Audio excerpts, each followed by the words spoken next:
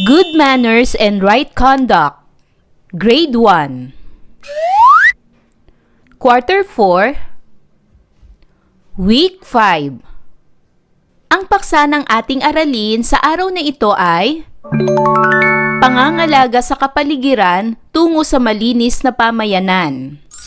Day 1 hanggang Day 2, Matatag Curriculum. Hello kids, it's me, Teacher Frel. Don't forget to subscribe, like, and share, and hit the notification bell for the latest video.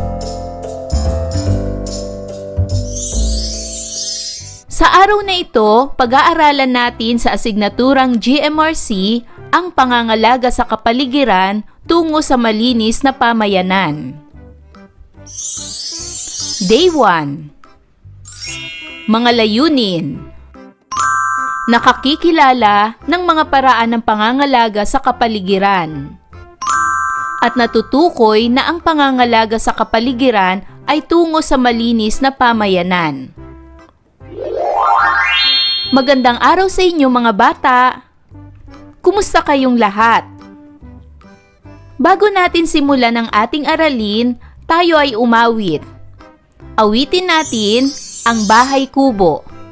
Handa na ba kayo?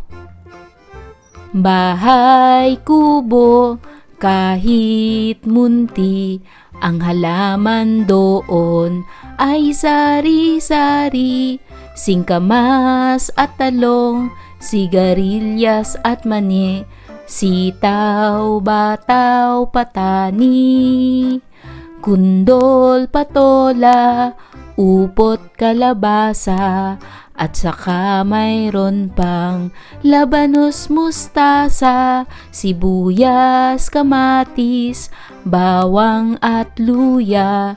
Sa paligid-ligid ay puro ng linga.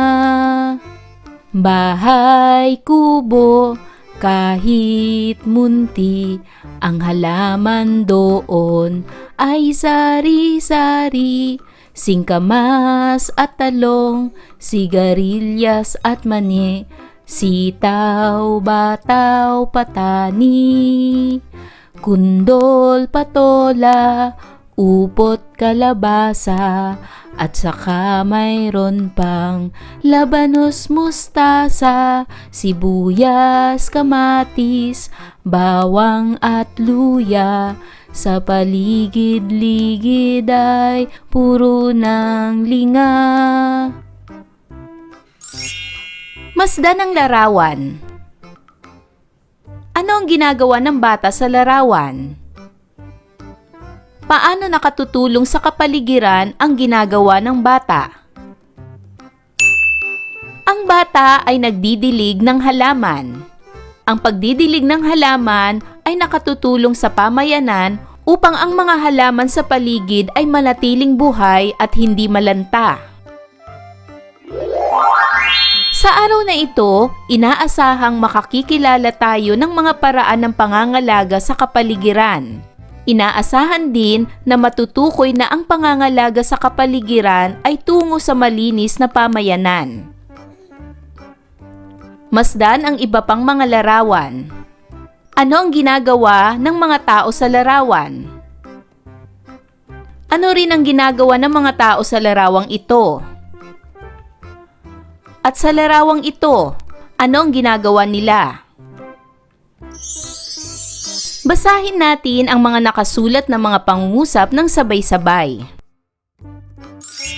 Mga paraan ng pangangalaga sa kapaligiran.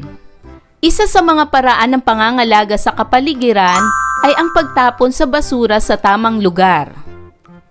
Ang paraan rin ng pangangalaga sa kapaligiran ay ang pagdidilig sa halaman.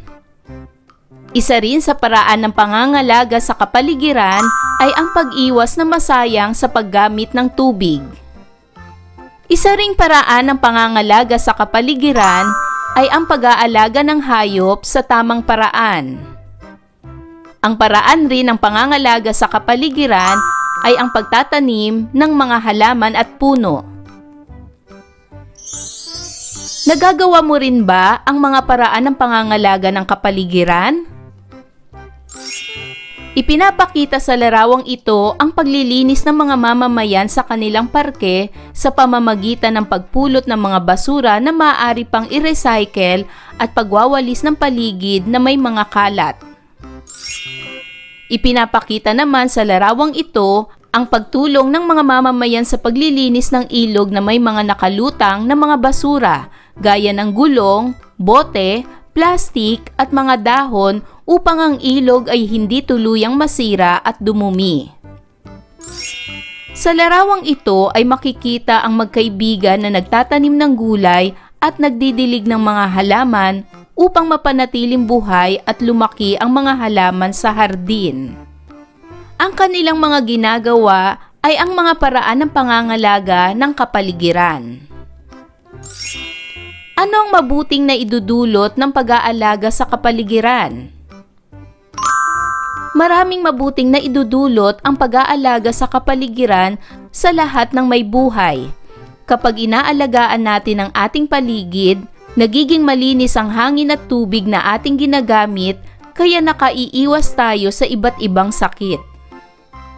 Napapanatili rin ang ganda ng likas na yaman tulad ng mga puno, halaman at hayop na pinagkukunan ng pagkain at kabuhayan. Bukod dito, nakatutulong ang wastong pag-aalaga sa kapaligiran upang maiwasan ang mga sakuna gaya ng baha at pagguho ng lupa. Kaya naman, ang pangangalaga sa kapaligiran ay nagdudulot ng ligtas, malinis at maayos na pamumuhay para sa lahat ng tao. Ang pag-aalaga sa kapaligiran ay patungo sa malinis na pamayanan. Basahin niyo ngang muli mga bata. Ang pag-aalaga sa kapaligiran ay patungo sa malinis na pamayanan. Mahalaga na matukoy ang mga paraan ng pangangalaga sa kapaligiran tungo sa malinis na pamayanan. Ang pagiging mapagmalasakit ay tumutukoy sa ugali ng isang tao na may pag-aalala sa kapakanan ng kapwa o ng kapaligiran. Basahin natin ang mga halimbawa ng pagmamalasakit sa kapaligiran. Una, ang pagtatapon sa basura sa tamang lagayan. Pangalawa, ang pagdidilig sa halaman. Pangatlo, ang pag-iwas sa pag-aaksaya sa paggamit ng tubig.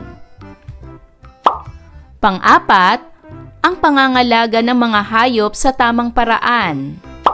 At panglima, ang pagtatanim ng mga halaman at mga puno. Ngayon ay dumako na tayo sa gawain bilang isa. Piliin ang wastong letra ng mga larawan na nagpapahayag ng wastong paraan ng pangangalaga sa kapaligiran. Narito ang larawan A at larawan B.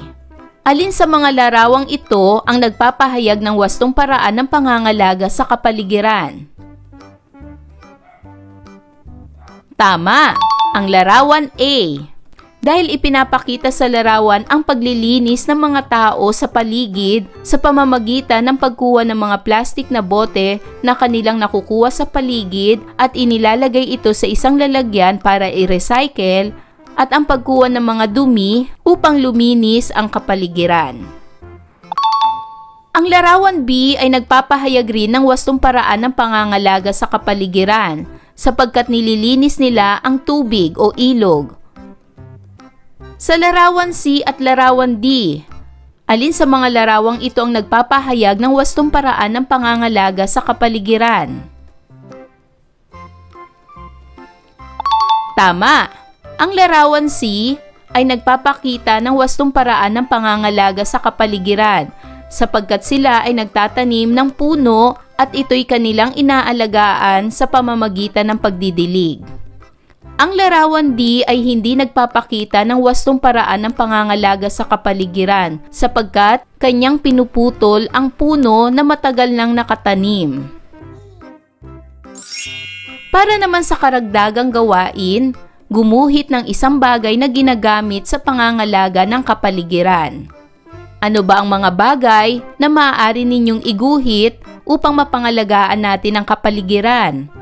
Halimbawa, walis tingting o walis tambo, dustpan, sako para paglagyan ng basura o mga basurahan.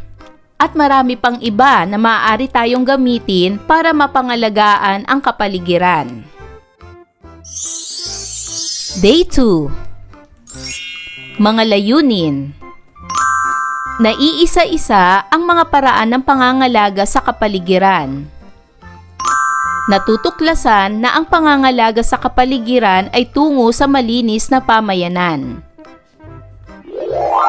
Magandang araw sa inyo mga bata! Kumusta kayong lahat? Tayo ay magbalik-aral. Natatandaan ba ninyo ang ating aralin kahapon? Magbigay ng mga paraan ng pangangalaga sa kapaligiran. Ang mga paraan ng pangangalaga sa kapaligiran ay ang pagtapon ng basura sa tamang lugar. Isa pang paraan ng pangangalaga sa kapaligiran ay ang pagdidilig sa halaman. Isa ring paraan ng pangangalaga sa kapaligiran ay ang pag-iwas na masayang sa paggamit ng tubig. Isa ring paraan ng pangangalaga sa kapaligiran ang pag-aalaga ng hayop sa tamang paraan. Isa ring paraan ng pangangalaga sa kapaligiran ay ang pagtatanim ng mga halaman at puno. Bago natin ipagpatuloy ang ating aralin, ay alamin natin ang ating pamantayan upang matuto. Una, umupo ng maayos. Sumunod, iwasan ang makipag-usap sa katabi. Sumunod, makinig ng mabuti sa guro. At kung may nais sabihin, ay itaas ang kanang kamay. Handa na ba kayo? Suriin ang larawan. Sa inyong palagay, ano ang ginagawa ng pamayanan upang mapanatiling malinis ang ilog? Sa araw na ito, inaasahang maiisa-isa ang mga paraan ng pangangalaga sa kapaligiran. Inaasahan din na matutuklasan na ang pangangalaga sa kapaligiran ay tungo sa malinis na pamayanan. Muli nating tingnan ang mga larawan na nagpapakita ng mga paraan ng pangangalaga sa kapaligiran. Masdan ang mga larawan. Basahin ang pangungusap. Ang pagtapon sa basura sa tamang lugar ay paraan ng pangangalaga sa kapaligiran. Ang pagdilig sa halaman ay paraan ng pangangalaga sa kapaligiran. Ang pag-iwas sa pagsayang sa paggamit ng tubig ay paraan ng pangangalaga sa kapaligiran. Ang pag-aalaga ng hayop sa tamang paraan ay paraan ng pangangalaga sa kapaligiran. Ang pagtatanim ay paraan ng pangangalaga sa kapaligiran. Mahalaga na matukoy ang mga paraan ng pangangalaga sa kapaligiran tungo sa malinis na pamayanan. Masdan ang mga larawan. Ang mga halamang ito ay lanta at tuyo na. Masdan ang larawang ito. Ang ilog naman na ito ay napakaraming basura. Ito naman ay palaruan. Ang palaruang ito ay napakadumi. Paano mapapangalagaan ang halaman? Paano mapapangalagaan ang ilog? At paano mapapangalagaan ang palaruan? Mapapangalagaan natin ang ilog, halaman at palaruan sa pamamagitan ng pagiging responsable at maingat sa kapaligiran. Ang ilog ay dapat panatilihing malinis sa pamamagitan ng hindi pagtatapon ng basura at pakikiisa sa mga gawaing pangkalinisan. Ang mga halaman naman ay dapat diligan, lagyan ng pataba at alagaan upang patuloy na lumago. Samantala, ang palaruan ay mapapanatiling maayos kung hindi ito dudumihan o sisirain at kung itatapon ng basura sa tamang lalagyan. Sa ganitong paraan, mapapanatili nating malinis, ligtas at kapaki-pakinabang ang ating kapaligiran. Mga bata, pagmasdan ng mga larawan. Ano ang nangyari pagkatapos mapangalagaan ang kapaligiran? Gaya ng sa larawang ito. Kanina ay ipinakita ko ang maruming ilog. Kung ito ay mapapangalagaan at lilinisin, magiging malinis ang ilog at maraming isda ang maaaring mabuhay dito. Narito pang isang halimbawa. Ito ay maruming parke, maraming nakakalat na basura sa paligid. Kung atin itong lilinisin, magiging ganito ang itsura na ng parke. Magiging kaaya-aya sa ating paningin at marami na ang maaaring makapasyal dito. Kapag nalinis natin ang kapaligiran, magiging malinis, ligtas at maganda ang paligid. Lulusog ang mga halaman, lilinaw ang tubig at magiging maayos ang pamumuhay ng mga tao. Ang pangangalaga sa kapaligiran ay nakatutulong upang mapanatiling malinis, ligtas at maayos ang ating paligid. Nagdudulot ito ng malusog na kalikasan at mas magandang pamumuhay para sa lahat. Ang pangangalaga sa kapaligiran ay mahalaga dahil ang pamayanan natin ay mananatiling malinis. Puna ng tamang salita ang patlang upang mabuo ang mga pangungusap. Una, ang pagtapon ng basura sa tamang lugar ay paraan ng pangangalaga sa kapaligiran. Pangalawa, ang pagdilig sa halaman ay paraan ng pangangalaga sa kapaligiran. At pangatlo, ang pag-aalaga ng hayop sa tamang paraan ay paraan ng pangangalaga sa kapaligiran. Ano ang naramdaman o damdamin mo habang ginagawa ang ating gawain? Ano-ano ang magagawa mo para manatiling malinis ang kapaligiran? Ang pagiging mapagmalasakit ay tumutukoy sa ugali ng isang tao na may pag-aalala sa kapakanan ng kapwa o ng kapaligiran. Narito ang mga halimbawa ng pagmamalasakit sa kapaligiran. Una, ang pagtatapon sa basura sa tamang lagayan. Pangalawa, ang pagdilig sa halaman. Pangatlo, ang pag-iwas sa pag-aaksaya sa paggamit ng tubig. Pang-apat, ang pangangalaga ng mga hayop sa tamang paraan. At panglima, ang pagtatanim ng mga halaman at mga puno. Ito ang mga halimbawa ng pagmamalasakit sa kapaligiran. Ngayon naman ay dumako na tayo sa gawain bilang isa. Panuto, isulat sa iyong kwaderno ang check kung ang tinutukoy ay mga paraan ng pangangalaga sa kapaligiran at X kung hindi. Una, pagdilig ng halaman. Ito ba ay check o X? Tama, ito ay check. Pangalawa, pagtatapon ng basura sa tamang lugar. Ito ba ay check o X? Tama, ito ay check. Pangatlo, paggamit ng tubig sa maayos na paraan. Ito ba ay check o X? Tama, ito ay check. Pang-apat, pagtatanim ng halaman sa paligid. Ito ba ay check o X? Tama, ito ay check. At panglima, pag-aalaga ng mga hayop sa tamang paraan. Ito ba ay check o X? Tama, ito ay check. Para naman sa karagdagang gawain, ipakita ang larawan. Iguhit ang kapaligiran pagkatapos maglinis ng mga mamamayan. Ayan mga bata, naunawaan niyo ba ang ating aralin sa araw na ito? Kung ganon, magaling! Mga bata, sana'y marami kayo natutunan sa ating aralin. Hanggang sa susunod na video lesson, paalam! Thanks for watching!